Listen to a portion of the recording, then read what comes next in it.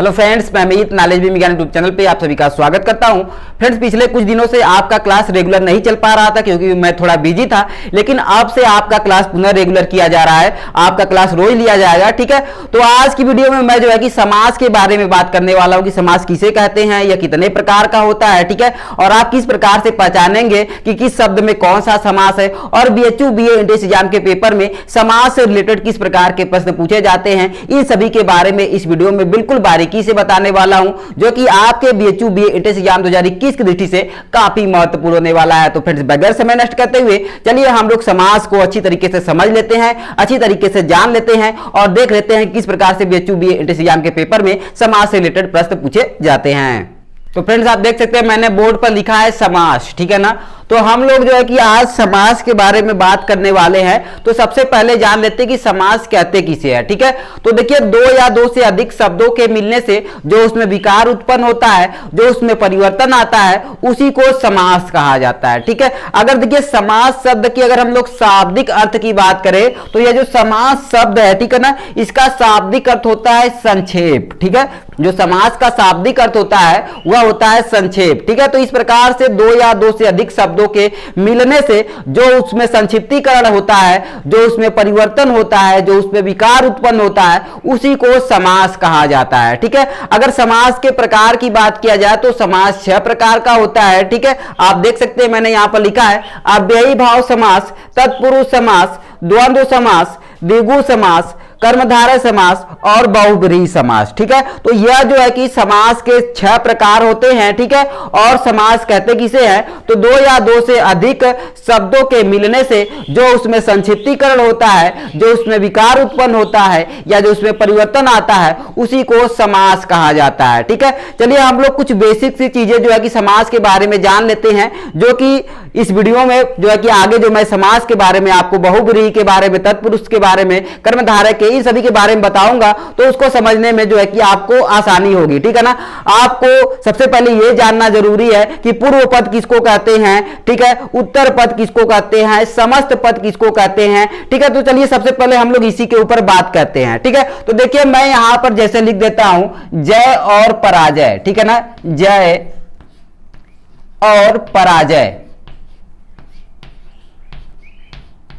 ठीक है। देखिए मैंने यहां पर लिख दिया जय और पराजय, ठीक है ना। तो देखिए जय और पराजय मैंने यहां पर जो है कि दो शब्द लिखा है, ठीक है ना, जय, ठीक है, और एक लिखा है पराजय, ठीक है ना। तो देखिए ये जो जय है, ठीक है ना, ये देखिए ये पहले है, इसलिए इसको क्या कहा जाएगा, पूर्व पद कहा जाएगा, या इसी को कहा जाएगा प्रथम पद, ठीक है ना। पूर्व पद या प्रथम पद या पहला पद कहा जाएगा, ठीक है। देखिए मैंने यहां पर क्या लिखा है, जय और पराजय, ठीक है ना। तो यहां पर जय जो है पहला वर्ड है, ठीक है, और पराजय यहां पर जो है कि लास्ट का वर्ड है, ठीक है। तो देखिए जो पहला शब्द होता है या जो पहला वर्ड होता है उसको कहा जाता है पूर्व पद, या उसी को कहते हैं प्रथम पद, या उसी को कहते हैं आपका पहला पद, ठीक है। लेकिन जो बाद का पद होता है इसको कहा जाता है उत्तर पद, ठीक है ना। इसको क्या कहा जाएगा, इसको कहा जाएगा उत्तर पद, ठीक है, इसको कहते हैं उत्तर पद, ठीक है। तो जो आपका पहला होगा, ठीक है ना, जो पहला शब्द होगा उसको पूर्व पद कहा जाएगा, प्रथम पद कहा जाएगा या पहला पद कहा जाएगा। जो बाद का होगा उसको उत्तर पद कहा जाएगा या बाद का पद कहा जाएगा, ठीक है ना। तो यहां पर जय क्या है, पूर्व पद है, ठीक है ना, पराजय क्या है, उत्तर पद है, ठीक है ना। अब देखिए अब जब इन दोनों को मिला दिया जाएगा, ठीक है ना, इन दोनों का समास कर दिया जाएगा, ठीक है ना, तो ये देखिए क्या हो जाएगा, इसको इस प्रकार से लिखा जाएगा जय पराजय, ठीक है ना। यहां पर और जो है उसका लोप हो जाएगा, ठीक है ना, यानी वो हट जाएगा, यानी वहां पर क्या होगा, वो छुपे हुए रूप में रहेगा, ठीक है ना। जो आपका और है, ठीक है, जब इसको हम लोग समास कर देंगे जय और पराजय का, जब ठीक है समास कर दिया जाएगा तो वहां पर जो और है उसका लोप हो जाएगा, यानी वो जो है कि वहां पर छिपे हुए रूप में रहेगा, ठीक है ना। तो यहां पर देखिए ये जो है जय और पराजय है, ठीक है। जब इसका हम लोग समास विग्रह करेंगे तब इसी प्रकार से लिखेंगे जय और पराजय, क्योंकि यहां पर बीच में क्या है और छिपा हुआ है, ठीक है ना, उसका क्या हो गया है, लोप हो गया है, ठीक है। तो देखिए जब हम लोग इसको समास के रूप में कर देते हैं, ठीक है, यानी संक्षिप्तीकरण के रूप में कर देते हैं, तब इसको बोला जाएगा समस्त पद, ठीक है, तब इसको क्या बोला जाएगा, समस्त पद बोला जाएगा, ठीक है ना। यानी इस प्रकार से जब यह समास विग्रह के रूप में था, ठीक है, तो जो पहला पद है उसको पूर्व पद बोला गया, ठीक है ना, और जो देखिए यहां पर बाद का पद है उसको उत्तर पद बोला गया। लेकिन जब उन दोनों को हम लोगों ने समास के रूप में कर दिया, ठीक है ना, तो क्या हो गया, ये जो है कि समस्त पद हो गया, ठीक है। अब चलिए ये तो आपको क्लियर हो गया होगा कि पूर्व पद कौन सा है, उत्तर पद किसको कहते हैं और समस्त पद किसको कहते हैं, ठीक है। अब चलिए हम लोग यहां पर देखिए, जो मैंने यहां पर 6 समास लिखा हुआ है, ठीक है ना, अव्ययी भाव समास, तत्पुरुष समास, द्वंद्व समास, द्विगु समास, कर्मधारय समास और बहुब्रीहि समास। तो हम लोग इसको एक एक करके देख लेते हैं, ठीक है, कि किस प्रकार से हम लोग पहचानेंगे कि किसमें कौन सा समास है, ठीक है ना। तो देखिए सबसे पहला मैंने यहां पर जो समास लिखा है, ठीक है ना, वह है अव्ययी भाव समास, ठीक है। तो अव्ययी भाव समास कब होगा, हम लोग कैसे पहचानेंगे, ठीक है। तो चलिए इसके बारे में बात करते हैं। तो देखिए जो अव्ययी भाव समास है, ठीक है ना, इसमें जो प्रथम पद होगा, अब प्रथम पद के बारे में दिक्कत आपको नहीं होना चाहिए क्योंकि मैंने यहां पर बता दिया, ठीक है ना। तो देखिए अव्ययी भाव समास में जो प्रथम पद होगा, ठीक है ना, वो क्या होगा, वो अव्यय होगा, ठीक है। अव्ययी भाव समास में जो प्रथम पद होगा वो अव्यय होगा, प्लस जो दूसरा पद होगा वो क्या होगा, वो संज्ञा होगा, ठीक है ना। अव्ययी भाव समास में जो आपका प्रथम पद होगा वो क्या होगा, वो अव्यय होगा। ये आपका क्या हो गया, अव्यय प्रथम पद, ठीक है ना, अव्यय क्या हो गया, प्रथम पद हो गया, ठीक है ना। और जो आपका संज्ञा होगा ये क्या होगा, ये उत्तर पद होगा, ठीक है। यानी अव्ययी भाव समास में जो आपका पहला पद होगा, ठीक है ना, वो अव्यय होगा और जो दूसरा पद होगा वो संज्ञा होगा, ठीक है ना। तो संज्ञा का मतलब तो आप लोग समझ रहे होंगे, किसी भी व्यक्ति वस्तु स्थान के नाम को संज्ञा कहते हैं, ठीक है। लेकिन अव्यय को आपको समझने में दिक्कत होगा, ठीक है ना। तो देखिए अव्यय शब्द कौन कौन से होते हैं, मैं उसके ऊपर आपको बता देता हूं, ठीक है ना। तो देखिए अव्यय शब्द की बात किया जाए तो यथा, प्रति, उन, ठीक है ना, यथा, प्रति, उन इत्यादि जो शब्द है, ठीक है ना, इन्हीं को कहा जाता है अव्यय शब्द। यथा हो गया, प्रति हो गया, उन हो गया, ठीक है ना, ये उप हो गया। तो ये सब जो वर्ड है, ठीक है, या ये सब जो शब्द है इन्हीं को कहा जाता है अव्यय शब्द, ठीक है। तो आपका अव्ययी भाव समास में क्या होगा, जो प्रथम पद होगा, जो पूर्व पद होगा वो क्या होगा, कोई ना कोई अव्यय होगा और जो दूसरा पद होगा वो क्या होगा, वो कोई ना कोई संज्ञा होगा, ठीक है। जैसे मैं हम लोग एग्जाम्पल की दृष्टि से बात करते हैं तो मैं यहां पर लिख देता हूं यथाशक्ति, ठीक है ना, यथाशक्ति, ठीक है ना, यथाशक्ति, ठीक है। देखिए मैंने यहां पर लिखा है यथाशक्ति, ठीक है। आप देखिए इसमें पहला पद क्या है, इसमें हमारा पहला पद यथा है और दूसरा पद क्या है, शक्ति है, ठीक है ना। जो पहला पद क्या है हमारा, यहां पर जो पहला पद है वह है यथा और जो दूसरा पद है वह है शक्ति, ठीक है ना। तो देखिए यथा जो पहला पद है ये क्या है, यह एक अव्यय है, क्योंकि मैंने यहां पर देखिए बताया है यथा क्या है, एक अव्यय है, ठीक है। तो देखिए मैंने यहां पर जो यथाशक्ति शब्द लिखा है, यहां पर जो पहला पद है वो भी अव्यय है और देखिए दूसरा पद मैंने शक्ति लिखा है, तो शक्ति किसी का नाम हो सकता है, यानी शक्ति क्या है, एक संज्ञा है, ठीक है ना। तो देखिए यहां पर हमारा जो पहला पद है वो अव्यय भी हो गया, दूसरा पद संज्ञा भी हो गया। तो हमारा नियम भी यही कहता है कि अव्ययी भाव समास में क्या होता है, पहला पद अव्यय होगा और दूसरा पद क्या होगा, संज्ञा होगा। इस प्रकार से यथाशक्ति में कौन सा समास हो जाएगा, अव्ययी भाव समास हो जाएगा, ठीक है ना। इसी प्रकार से हम लोग बात करते हैं प्रतिदिन की, ठीक है ना, प्रतिदिन, प्रतिदिन। तो देखिए प्रतिदिन में ये जो प्रति वर्ड आया है क्या है, अव्यय है। देखिए मैंने यहां पर बताया है, ठीक है ना, ये क्या है, अव्यय है। और देखिए यहां पर जो दिन है, ठीक है ना, ये क्या है, संज्ञा है, ठीक है। तो देखिए यहां पर पहले में क्या आ जा रहा है, अव्यय आ जा रहा है, दूसरे में संज्ञा आ जा रहा है। तो ये किसका नियम है, यह अव्ययी भाव समास का नियम है कि पहला अव्यय होगा, दूसरा संज्ञा होगा। तो प्रतिदिन में कौन सा समास हो जाएगा, अव्ययी भाव समास हो जाएगा, ठीक है ना। इसी प्रकार से जिस किसी भी शब्द में पहला शब्द अव्यय होगा और लास्ट का यानी पूर्व पद अव्यय और उत्तर पद क्या होगा, आपका संज्ञा होगा, वहां पर अव्ययी भाव समास होगा, ठीक है ना। जैसे मैं अव्यय की मैंने यहां पर बताया यथा, प्रति, उन, उप, आ इत्यादि जो वर्ड होते हैं उनको अव्यय वर्ड कहा जाता है, ठीक है। तो आपको ये जो आपका अव्ययी भाव समास है ये क्लियर हो चुका होगा, ठीक है। चलिए अब हम लोग आगे बात करते हैं। अगला देखिए मैंने समास लिखा है तत्पुरुष समास, ठीक है ना, तत्पुरुष समास। तो देखिए जो तत्पुरुष समास है, इस तत्पुरुष समास में क्या होता है, ठीक है। तो देखिए जो तत्पुरुष समास है इसमें आपका उत्तर पद प्रधान होता है, ठीक है ना। तत्पुरुष समास में क्या होगा, उत्तर पद प्रधान होता है। ठीक है, उत्तर पद मतलब बाद का पद। ठीक है ना, उत्तर पद देखिए मैंने यहां पर बताया ना, ये उत्तर पद है। ठीक है, यानी जो बाद का पद होगा वो क्या होगा, वो प्रधान होगा। ठीक है ना, और तत्पुरुष समास में क्या होता है कि कर्ता को छोड़कर, ठीक है ना, कर्ता को छोड़कर किसी न किसी जो है कारक का चिन्ह उसमें छिपा रहता है। ठीक है, मैंने आपको कारक और चिन्हों के बारे में बता दिया है कि कर्ता का क्या होता है, कर्ता का चिन्ह होता है ने। ठीक है ना, यानी कर्ता का जो चिन्ह है ने है। ठीक है ना, इस ने को छोड़कर बाकी जो सभी कारक है उनमें से कोई ना कोई चिन्ह जो है ये आपके तत्पुरुष समास में जो है छिपा होता है। ठीक है ना, यानी आपका जो तत्पुरुष समास है इसमें क्या होगा, इसमें आपका उत्तर पद प्रधान होगा। ठीक है ना, उत्तर पद जो है प्रधान होगा। ठीक है, और इसमें जो है कर्ता को छोड़कर, ठीक है ना, कर्ता कारक को छोड़कर, ठीक है, इसमें देखिए आपका क्या होगा, इसमें आपका जो ये आपका कौन सा समास है, तत्पुरुष समास है। ठीक है ना, तो तत्पुरुष समास में क्या होगा, उत्तर पद प्रधान होगा। ठीक है ना, और कर्ता कारक को छोड़कर, ठीक है ना, कर्ता कारक को छोड़कर अन्य सभी कारकों में से कोई भी चिन्ह जो है कि उसमें छिपा हो सकता है, लेकिन वो कर्ता कारक का चिन्ह नहीं होगा। ठीक है ना, तो जैसे में हम लोग एग्जाम्पल की दृष्टि से बात करते हैं। ठीक है, तो देखिए राज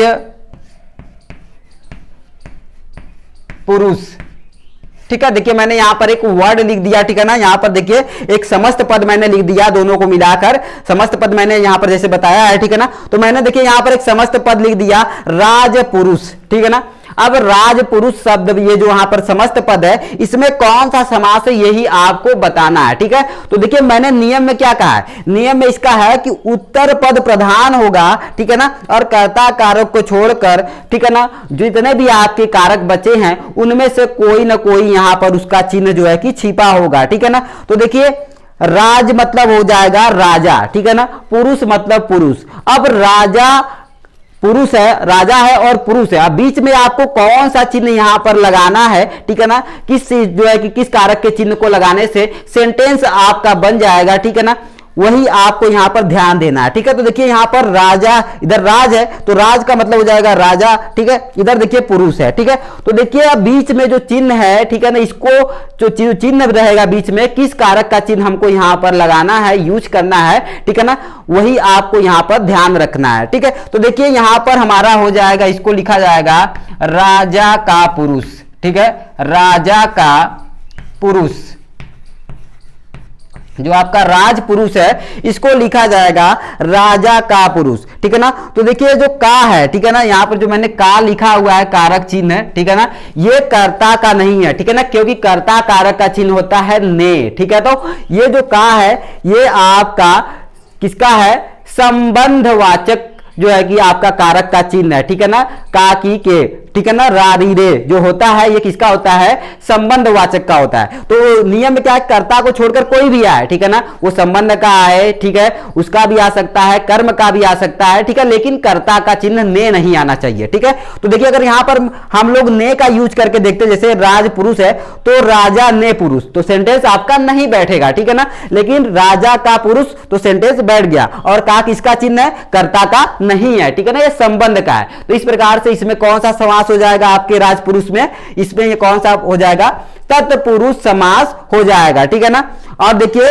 यहां पर जो उत्तर पद है, जो पुरुष है, ठीक है, उसी की प्रधानता है, राजा का पुरुष। ठीक है ना, ये पुरुष है, किसका है, राजा का। ठीक है ना, तो ये पुरुष है, इसलिए यहां पर देखिए जो आपका जो उत्तर पद है ये भी प्रधान है। ठीक है ना, और आपका देखिए यहां पर कर्ता कारक को छोड़कर, ठीक है ना, संबंध कारक का यहां पर चिन्ह भी आ गया है। तो कर्ता कारक को छोड़कर कोई अन्य कारक का चिन्ह आ जाए और जो है कि वहां पर उत्तर पद प्रधान हो, ठीक है, तो वहां पर कौन सा समास होगा, वहां पर आपका तत्पुरुष समास होगा। ठीक है, इसी प्रकार से अगर एक आध दो और एग्जाम्पल की बात किया जाए, ठीक है ना, तो पर्वतारोहण, पर्वतारोहण,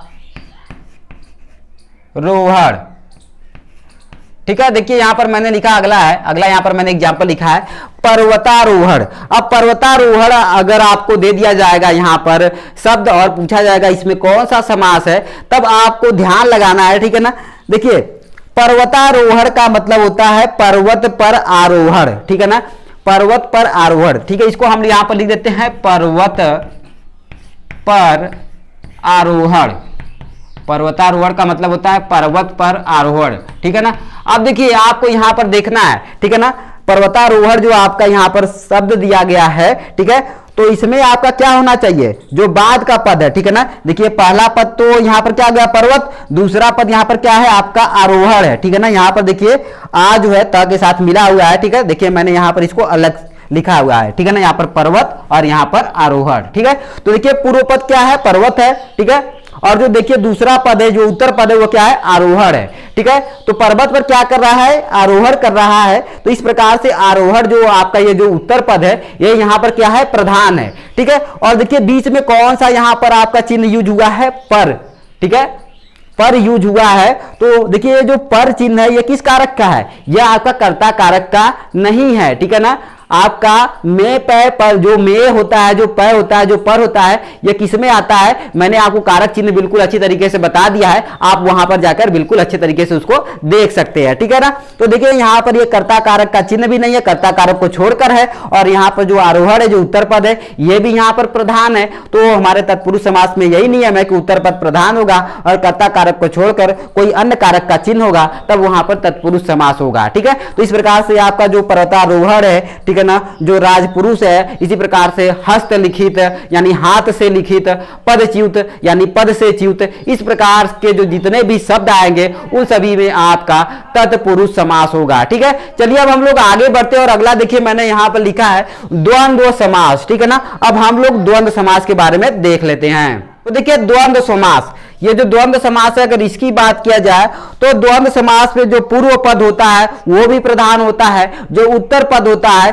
वो भी प्रधान होता है। द्वंद्व समास में आपका क्या होता है, दोनों पद प्रधान होता है, ठीक है, और दोनों जो पद होते हैं वो अधिकतर एक दूसरे के विपरीत होते हैं और बीच में और का लोप होता है, यानी दोनों पदों के बीच में और छिपा होता है, ठीक है ना, वो छिपे हुए रूप में और बीच में उपस्थित होता है, ठीक है। जैसे में देखिए यहां पर मैं लिख देता हूं, ठीक है ना, द्वंद्व समास में क्या होता है कि दोनों पद प्रधान होते हैं। द्वंद्व समास में आपके दोनों पद प्रधान होते हैं, ठीक है। द्वंद्व समास में जो आपका पूर्व पद होगा वो भी प्रधान होगा, ठीक है ना, और जो आपका उत्तर पद होगा वो भी प्रधान होगा, ठीक है। और दोनों पदों के बीच में, ठीक है, और का लोप होता है, यानी और छिपा होता है, ठीक है। और ये जो दोनों पद होंगे, ठीक है ना, जो आपका पूर्व पद होगा, जो और आपका उत्तर पद होगा, ये दोनों जो है अधिकतर एक दूसरे के विपरीत होते हैं, ठीक। तो यहां पर देखिए दोनों पद क्या होगा, प्रधान होगा, ठीक है, और बीच में क्या होगा, और का लोप होगा, ठीक है ना। यहां पर मैं लिख देता हूं प्लस बीच में और का लोप, और का लोप होता है, यानी और छिपा होता है, ठीक है। तो आपका ये जो द्वंद्व समास है, इसमें क्या होता है, दोनों पद प्रधान होते हैं, ठीक है, जो पूर्व पद होगा वो भी प्रधान होगा, जो उत्तर पद होगा वो भी प्रधान होगा, ठीक है ना। और बीच में इन दोनों के पदों के बीच में और का जो है लोप होता है, यानी और उसमें छिपा होता है, ठीक है। जब उसका समास विग्रह किया जाएगा तो और को भी लिखा जाएगा, ठीक है ना, लेकिन जब उसको समास के रूप में जोड़ा जाता है तब वहां पर और का लोप हो जाता है, ठीक। और जो पहला पद होगा और जो दूसरा पद होगा वो दोनों अधिकतर क्या होते हैं, एक दूसरे के विपरीत होते हैं। जैसे में हम लोग बात करते हैं, ठीक है ना, जय पराजय, ठीक है ना, जय पराजय, ठीक। देखिए यहां पर जय और पराजय मैंने वर्ड लिखा है, ठीक है। तो देखिए जय क्या है, यहां पर पूर्व पद है, ठीक है ना, और जो आपका पराजय है ये क्या है, ये उत्तर पद है, ठीक है। तो यहां पर जय का भी महत्व है, ठीक है ना, और पराजय का भी महत्व है, यानी दोनों पद प्रधान है, जय भी प्रधान है और पराजय भी प्रधान है। अब देखिए जो जय है और जो पराजय है इसके बीच में क्या छुपा है, और छिपा है, ठीक है ना। जब इन जय और पराजय का हम लोग क्या करेंगे, समास विग्रह करेंगे, तब इसको किस प्रकार से लिखा जाएगा, इसको लिखा जाएगा जय और पराजय, ठीक है ना, जय और पराजय, इस प्रकार से लिखा जाएगा जय और पराजय, यानी यहां पर क्या रहेगा, और छुपा रहेगा, ठीक है ना। आपको जो किसके शब्द दिए जाएंगे, द्वंद्व समास से जो है कि बनाए हुए शब्द दिए जाएंगे, तो उसमें क्या होगा, जो पहला पद होगा वो भी प्रधान होगा, जो दूसरा पद होगा वो भी प्रधान होगा, और बीच में और छिपा होगा, ठीक है ना। जैसे मैंने यहां पर जय और पराजय लिखा है, तो जय भी अपने आप में महत्व रखता है और पराजय भी अपने आप में महत्व रखता है। तो इस प्रकार से दोनों पद क्या है, प्रधान है। लेकिन जब इनका हम लोग समास विग्रह करेंगे तब जय और पराजय लिखा जाएगा, ठीक है ना, यानी बीच में जो और छिपा हुआ है इसको भी यहां पर लिखा जाएगा। और ठीक है, और देखिए यहां पर जो पहला पद है और यहां पर जो दूसरा पद है ये अधिकतर एक दूसरे के विपरीत है, ठीक है ना। जय का विपरीत क्या होता है, पराजय होता है, ठीक है। तो आपका जो द्वंद्व समास होगा इसमें यही होगा कि दोनों पद प्रधान होंगे, ठीक है ना, बीच में और छिपा होगा, ठीक है, और जो पहला पद होगा जो दूसरा पद होगा अधिकतर ये एक दूसरे के विपरीत होंगे, ठीक है ना। इसी प्रकार से हम लोग बात करेंगे, ठीक है ना, सुख दुख की। सुख दुख, इसमें भी आपका कौन सा समास हो जाएगा, द्वंद्व समास हो जाएगा, ठीक है। इसी प्रकार से आपका जो है कि बहुत सारे जो शब्द है जिसमें कि आपका द्वंद्व समास हो जाएगा, ठीक है ना। जैसे पाप पुण्य की बात किया जाए, पाप पुण्य में आपका द्वंद्व समास हो जाएगा, सुख दुख में आपका द्वंद्व समास है, ठीक है ना। जय पराजय में आपका द्वंद्व समास है, दिन रात में आपका जो है कि द्वंद्व समास है। यानी जो एक दूसरे के अधिकतर क्या होंगे, विपरीत होंगे, और बीच में और छुपा होगा, और जो दोनों पद होंगे वो दोनों भी अपने आप में महत्वपूर्ण होंगे, ठीक है ना। जैसे मैं दिन रात की बात किया जा रहा है तो दिन भी अपने आप में महत्वपूर्ण है और रात भी अपने आप में महत्वपूर्ण है, लेकिन जब उन दोनों का संधि विच्छेद करेंगे हम लोग तब उसको लिखेंगे दिन और रात, ठीक है ना। और दिन क्या है, रात का विपरीत है, रात क्या है, दिन का विपरीत है, ठीक है। तो द्वंद्व समास में क्या होगा, जो पहला पद होगा जो दूसरा पद होगा वो एक दूसरे के विपरीत होंगे, ठीक है ना, और दोनों पदों के बीच में और छिपा होगा और दोनों पद अपने आप में प्रधान होंगे, ठीक है। तो ये हमको लगता है कि आपको द्वंद्व समास के बारे में समझ में आ गया होगा, ठीक है। चलिए अब हम लोग बात करते हैं, यहां पर देखिए अगला समास मैंने लिखा है द्विगु समास, ठीक है ना। अब द्विगु समास के बारे में बात करते हैं कि द्विगु समास कहां पर होगा, ठीक है। तो देखिए जो आपका द्विगु समास है, ठीक है ना, द्विगु समास में जो पहला पद होता है वो संख्यावाचक विशेषण होता है, ठीक है। जो आपका द्विगु समास में जो पहला पद होगा, ठीक है, वो क्या होगा, संख्यावाचक विशेषण, ठीक है ना, संख्यावाचक विशेषण। आपका जो पहला पद है वह संख्यावाचक विशेषण होगा, ठीक है। और जो देखिए यहां पर दूसरा पद होगा प्लस आपका जो दूसरा पद होगा वो क्या होगा, वो संज्ञा होगा, ठीक है ना, संज्ञा होगा और उसी के पद की प्रधानता होगी, ठीक है, और वही पद क्या होगा, प्रधान होगा, ठीक है। तो देखिए ये जो आपका क्या है द्विगु समास है, ठीक है ना।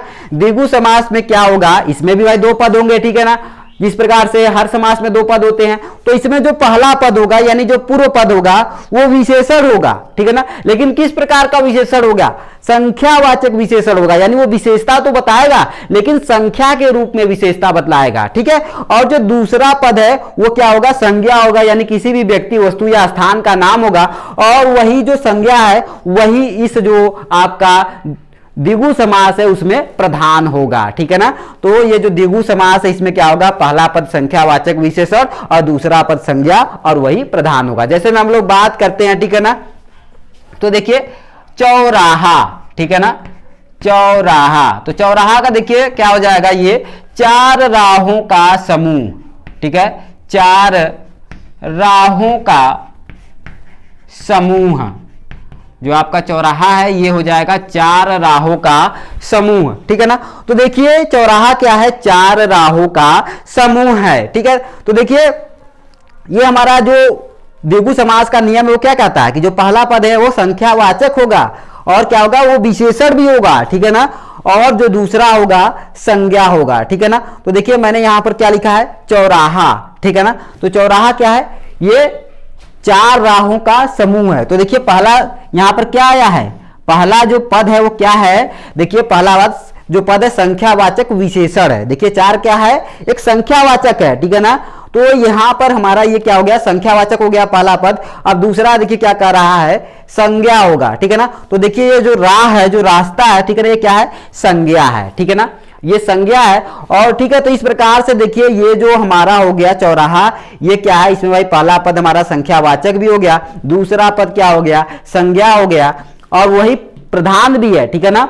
यानी कि जो हमारा जो संज्ञा होगा वो प्रधान होगा। तो देखिए यहां पर चौराहा क्या है, चार राहों का समूह है, ठीक है ना। तो भाई यहां पर चार तो क्या हो जाएगा, ये संख्यावाचक विशेषण हो जाएगा, लेकिन समूह किसका है, राहों का समूह है, ठीक है ना। यानी प्रधान कौन है यहाँ पर, राह प्रधान है, राहों का समूह है, इसलिए राह जो है यहाँ पर जो संज्ञा है ये प्रधान है। यहाँ पर जो ये जो आपका पहला पद है ये तो केवल संख्यावाचक विशेषण है, वो संख्या बता रहा है कितनी संख्या है। तो चार संख्या है, चार राहों की संख्या है, लेकिन ये राह क्या है, यह एक समूह है, ठीक है ना। इसलिए यहां पर ये जो आपका संज्ञा है ये प्रधान हो जाएगा, ठीक है। और जो पहला पद यहां पर जो है वो आपका क्या हो जाएगा, संख्यावाचक हो जाएगा, ठीक है। इस प्रकार से आपका द्विगु समास चौराहा में क्या हो जाएगा, द्विगु समास हो जाएगा, ठीक है। क्योंकि यहां पर पहला पद क्या है, संख्यावाचक है, दूसरा पद क्या है, संज्ञा है, और वही प्रधान है, ठीक है ना। इसी प्रकार से आपका, ठीक है ना, नवरात्र हो जाएगा, ठीक है ना।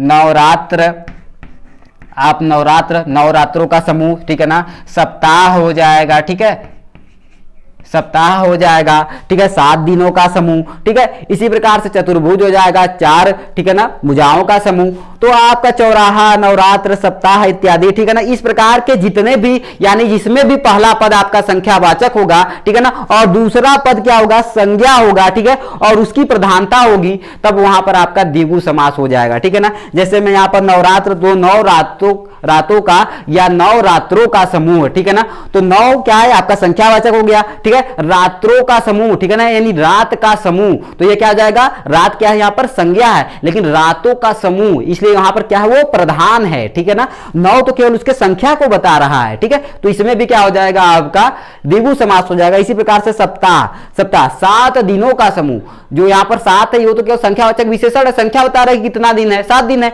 लेकिन दिनों का समूह है, ठीक है ना, दिनों का समूह है। तो यहां पर जो दिन, जो संज्ञा है, वो अपने आप को समूह के रूप में बता रहा है, यानी वो अपनी प्रधानता को बता रहा है। तो इस प्रकार से सप्ताह में भी आपका क्या हो जाएगा, द्विगु समास हो जाएगा, ठीक है। आगे अब हमको लगता है कि आपको आप जो द्विगु समास है अच्छे तरीके से समझ में भी आ गया होगा, और जो द्वंद्व समास है ये भी अच्छे तरीके से समझ में आ गया होगा। चलिए अब हम लोग आगे बढ़ते हैं और कर्मधारय समास और बहुब्रीहि समास को भी देख लेते हैं। देखिए यहां पर हम लोग बात करते हैं कर्मधारय समास के बारे में, ठीक है ना, कि कर्मधारय समास कहां पर होगा, ठीक। तो देखिए जो कर्मधारय समास है, इसमें जो पहला पद होगा वो क्या होगा, विशेषण होगा, और जो दूसरा पद होगा वो विशेष्य होगा, ठीक है ना। कर्मधारय समास में जो पहला पद होगा, ठीक है ना, जो पहला पद होगा वो क्या होगा, वो विशेषण होगा।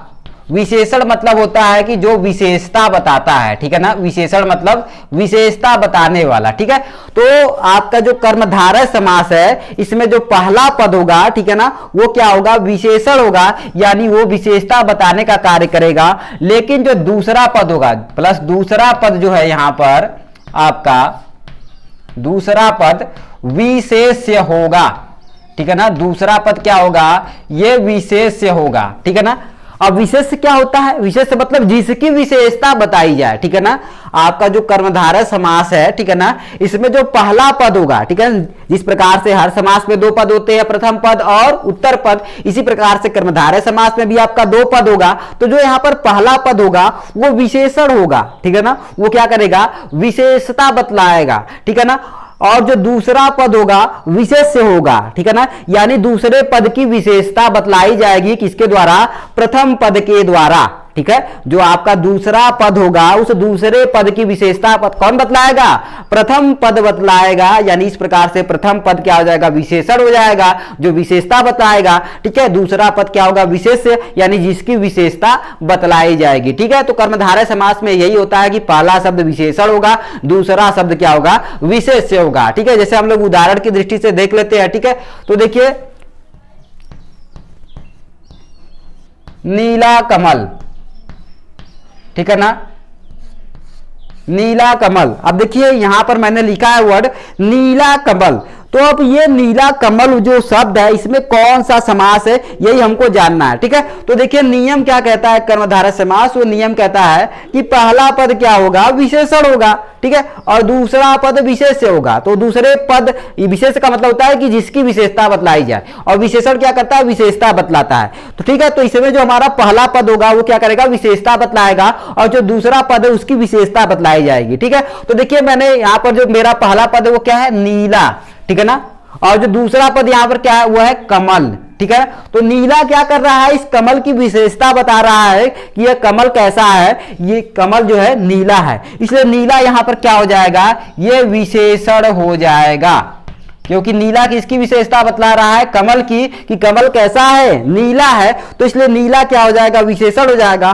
और विशेषता किसकी बतलाई जा रही है, ये कमल की विशेषता बतलाई जा रही है, इसलिए यहां पर कमल क्या हो जाएगा, ये आपका कमल जो है विशेष्य हो जाएगा, ठीक है।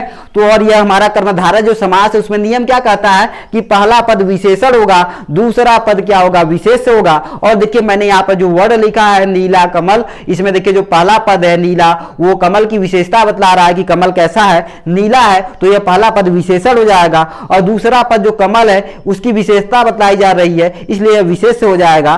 तो इस प्रकार से पहला पद विशेषण, दूसरा शब्द विशेष्य आ गया, तो यह किसमें चला जाएगा, कर्मधारय समास में चला जाएगा, हमारे जो है कर्मधारय समास के नियम के अनुसार, ठीक है। इसी प्रकार से हम लोग एक और एग्जाम्पल लेकर बात करते हैं, ठीक है ना, घनश्याम, ठीक है ना, घनश्याम, ठीक है ना। अब देखिए ये यहां पर जो मैंने घनश्याम वर्ड लिखा है, ठीक है ना, इसमें अब कौन सा समास है, ठीक है ना, कर्मधारय है कि बहुब्रीहि है, इसको हम लोग को समझना है, ठीक है।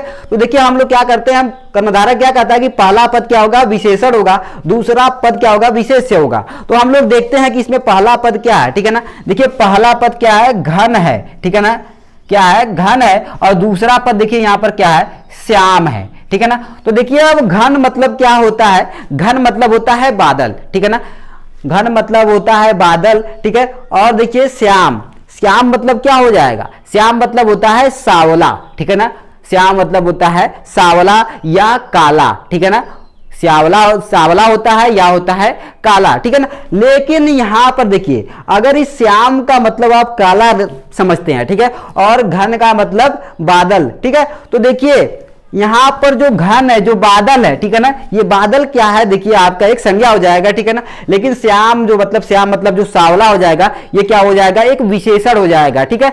तो इस प्रकार से नियम में तो हमारा गड़बड़ हो जाएगा, क्योंकि विशेषण पहले लाना है, विशेष्य बाद में लाना है, ठीक है ना। तो यहां पर थोड़ा सा आपको लॉजिक लगा के सोचना है, ठीक है ना। तो घन मतलब होता है बादल, और बादल कैसा होता है, बादल होता है काला, ठीक है ना।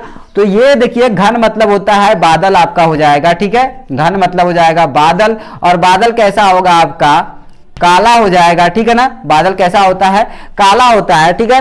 और श्याम मतलब हो जाता है, श्याम किसको कहा जाता है, श्री कृष्ण जी को कहा जाता है, भगवान श्री कृष्ण को क्या कहा जाता है, श्याम कहा जाता है, ठीक है ना।